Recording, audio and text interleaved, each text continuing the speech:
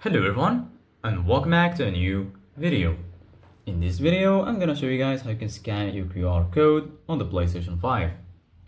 So if you guys want to learn how to do it, just follow the steps that I'm gonna show you.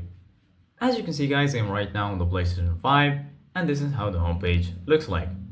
So right here, as you can see guys, you're gonna find your games and applications.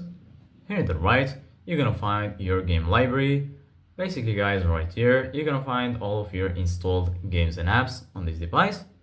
If you go here to the left, you're gonna find PlayStation Plus and also PlayStation Store. And right here in the top, as you can see guys, you're gonna find all of the sections. Here you're gonna find games, media, you're gonna find search, settings, and lastly, right here, you're gonna find your profile icon.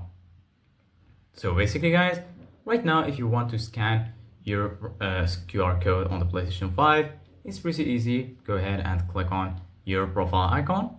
And then here you're gonna find online status, profile, trophies, switch user, and lastly logout. Click on switch user, and then go ahead and click on add user. Once you do that, right here you're gonna find two options: add a user to this PlayStation 5 and play as one-time guest. Here you're gonna find two options: sign in and quick play. So go back and click on get started, and then once you do that, make sure you check this box saying I agree, and then you're gonna be able to click on confirm. Click right here, and then as you can see guys, this is the QR code for this PlayStation 5. You can press X to enlarge the QR code, and then you can easily scan this QR code with your PlayStation 5 application on your mobile device, and then you're going to be quickly signed in to your PlayStation 5.